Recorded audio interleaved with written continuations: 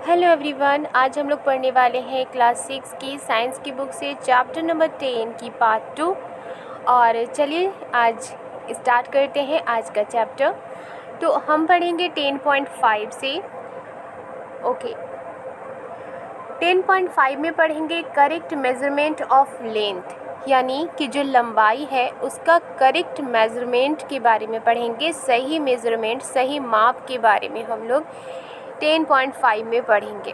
ठीक है, correct measurement क्या होता है, यानी कि जो एक्यूरेट मेज़रमेंट हो, जो सही मेज़रमेंट हो किसकी, लेंथ की। ठीक है, okay. In our daily life we use various types of measuring devices. तो हम लोग अपने डेली लाइफ में क्या करते हैं, बहुत सारे अलग अलग तरह के मेजरिंग डिवाइसेस को यूज़ करते हैं। वो डिवाइसेस जिसका यूज़ किया जाता है किसी भी लंबाई को मेज़र करने के लिए। Okay, we use a meter, scale for measuring length. हम लोग क्या करते हैं, मीटर का यूज़ करते हैं लंबाई को मापने के लिए, है ना। यहाँ तक कि जो टेलर होते हैं वो भी क्या करते हैं, अपने टेप का यूज़ करते हैं, जैसे कि वो क्लोथ के जो मेज़रमेंट होते हैं उनको लेते हैं ताकि वो सही ढंग से कपड़ों की सिलाई कर सके। In taking measurement of a length we need to take care of the following.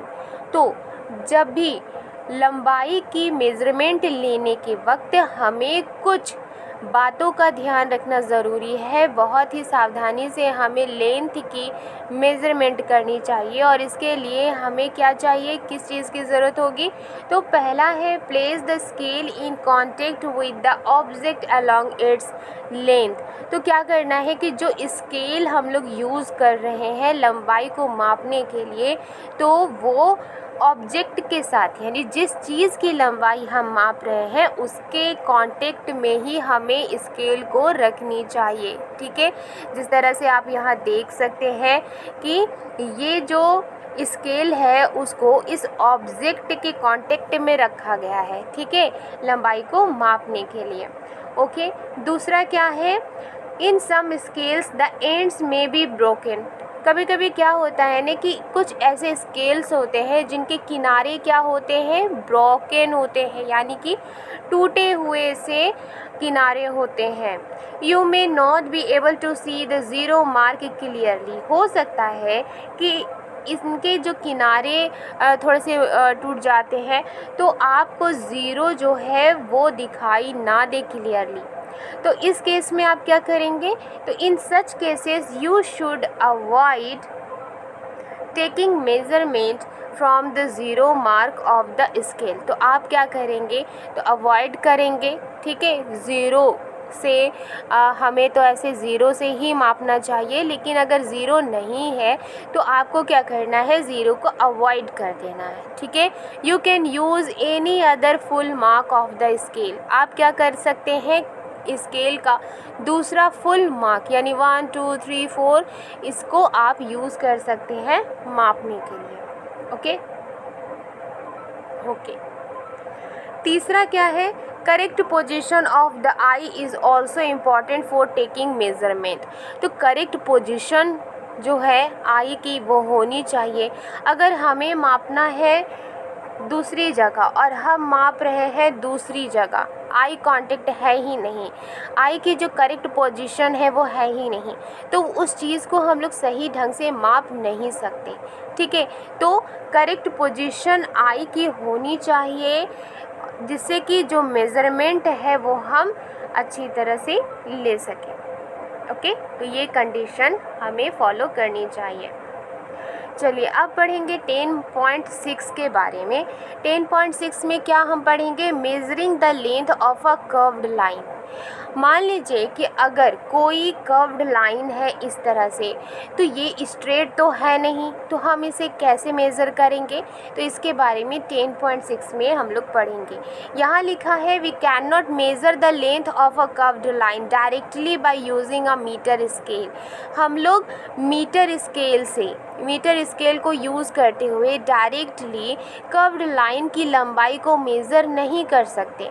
We can use a thread to measure the length of a curved line. तब हम क्या करेंगे, तब हम एक थ्रेड यूज़ कर सकते हैं, एक धागा यूज़ कर सकते हैं, ताकि हम उस कर्व्ड लाइन की लंबाई को हम मेज़र कर सकें। ठीक है, मान लीजिए कि ये एक कर्व्ड लाइन है। अब क्या करना है, इसे एक धागा लेकर हम उसके एक सिरे से इस तरह से धागे से हम लोग इस कर्व्ड लाइन को मापेंगे। ठीक है, और मापने के बाद उस धागे को जब हम स्ट्रेट करेंगे तो आसानी से हम उसका मेज़रमेंट पता कर सकते हैं, उसकी लंबाई हम पता कर सकते हैं जो कर्व्ड लाइन है। ओके, चलिए आगे देखते हैं। आगे पढ़ेंगे हम 10.7 में मूविंग थिंग्स अराउंड अस। जो भी चीज़ें मूव कर रही हैं हमारे चारों ओर, उनके बारे में हम लोग पढ़ेंगे 10.7 में।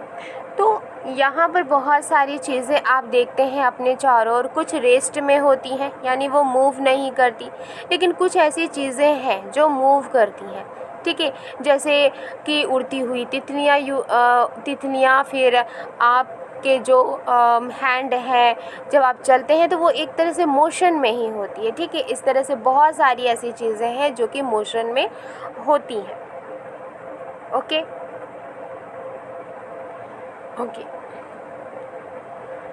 तो 10.8 में क्या लिखा है, टाइप्स ऑफ मोशन के बारे में। तो जितना भी मैंने हाईलाइट किया है वही आपके एग्ज़ाम्स के लिए इम्पॉर्टेंट है। ओके, तो चलिए अब पढ़ेंगे 10.8, जिसमें पढ़ेंगे हम टाइप्स ऑफ मोशन। मोशन कितने तरह के होते हैं, तो सबसे पहले हम किसके बारे में पढ़ेंगे, हम पढ़ेंगे रेक्टिलिनियर मोशन के बारे में। अब ये कौन सा मोशन होता है, the objects move along a straight line. जब एक ऑब्जेक्ट एक स्ट्रेट लाइन में, सीधी लाइन में जब वो मूव करती है तो इस तरह के मोशन को हम कहेंगे रेक्टिलिनियर मोशन। ये पहला मोशन है। ठीक है, ओके, नेक्स्ट हम पढ़ेंगे सर्कुलर मोशन के बारे में। नेक्स्ट कौन सा मोशन है, सर्कुलर मोशन। अगर आपसे एग्ज़ाम्स में टाइप्स ऑफ मोशन के बारे में पूछा जाए तो आप यहाँ लिख सकते हैं रेक्टिलिनियर मोशन, सर्कुलर मोशन। ठीक है, इस तरह से और भी बहुत सारे मोशन होते हैं, एक एक करके हम लोग पढ़ेंगे। सर्कुलर मोशन किसे कहते हैं, the motion of a point marked on the blade of an electric fan और the hands of a clock are examples of circular motion. तो कोई भी एक ऑब्जेक्ट होती है वो अपनी जगह पे स्थित होती है, यानी अपनी जगह पर ही स्थिर होती है, और उसी जगह पर होते हुए वो क्या करती है, अपने चारों ओर इस तरह से घूमती रहती है। ठीक है, तो इसे कहेंगे सर्कुलर मोशन। इसका एग्जाम्पल्स क्या है, इसका एग्जाम्पल है, देखिए आप यहाँ पर देख सकते हैं, एक फ़ैन का भी एग्जाम्पल यहाँ दिया हुआ है कि फ़ैन तो अपनी जगह पर स्थित है, लेकिन वो क्या है कि वो मूव कर रही है, लेकिन गोल गोल मूव कर रही है, सर्कुलर पाथ पर मूव कर रही है, तो इसे कहेंगे सर्कुलर मोशन। नेक्स्ट हम पढ़ेंगे पीरियोडिक मोशन के बारे में। नेक्स्ट थर्ड मोशन क्या है, periodic motion. An object repeats its motion after some time. एक ऑब्जेक्ट जो होता है वो रिपीट करता है अपने मोशन को, कुछ समय समय पर रिपीट करता रहता है अपने मोशन को। This type of motion is called periodic motion. तो जब भी कोई ऑब्जेक्ट थोड़े थोड़े समय में अपने मोशन को रिपीट करता है तो इसको कहते हैं पीरियोडिक मोशन। ठीक है, जैसे कि एग्जांपल आप यहाँ पर देख सकते हैं, ये जो घड़ी है, ये जो पेंडुलम के बारे में तो आपने पढ़ा ही होगा। कभी ये इधर जाती है तो फिर कभी इधर आती है, फिर कभी इधर तो कभी इधर, तो बार बार रिपीट कर रही है अपनी मोशन को, तो इससे क्या कहेंगे, पीरियोडिक मोशन कहेंगे। Motion of a pendulum, a branch of a tree moving to and fro. यहाँ पर एग्जांपल्स दिया हुआ है कि पेंडुलम का जो मोशन है और जो ट्री के जो ब्रांचेस होते हैं वो इधर से उधर मूव करते रहते हैं, और साथ ही साथ झूले पे बैठे हुए जो बच्चे हैं उनका भी मोशन हो गया, और जो गिटार के जो स्ट्रिंग्स होते हैं या फिर ड्रम के जो सरफेस होते हैं जो बजाए जाते हैं, वो सारे के सारे एग्जांपल्स किसके हैं? पीरियोडिक मोशन के हैं। ओके ओके, आगे पढ़ेंगे हम रोटेशनल मोशन के बारे में। तो ये रोटेशनल मोशन क्या होता है? तो रोटेशनल मोशन होता है जैसे कि कोई बॉल है, ठीक है, वो रोल करता हुआ ग्राउंड में वो क्या करता है? मूव करता है, ठीक है, आगे की ओर मूव करता है। तो thus the ball undergoes a rectilinear motion as well as rotational motion. तो जो बॉल है उसमें कौन कौन सा मोशन हो रहा है? एक तो वो रेक्टिलिनियर मोशन हो रहा है, यानी वो सीधी जा रही है, आगे की ओर जा रही है। साथ ही साथ जो वो बॉल है वो खुद में ही रोटेट हो रहा है, ठीक है, खुद में ही रोटेट होते होते हुए जा रहा है। तो जो खुद में रोटेट हो रहा है वो, तो उस मोशन को हम कहेंगे रोटेशनल मोशन, ठीक है। Okay, motion is a change in the position of an object with time. अब मोशन किसे कहते हैं? मोशन का डेफिनेशन क्या है? तो मोशन एक तरह का चेंज होता है जब भी कोई ऑब्जेक्ट समय के साथ अपनी पोजीशन को चेंज करता है तो उसे कहेंगे हम मोशन।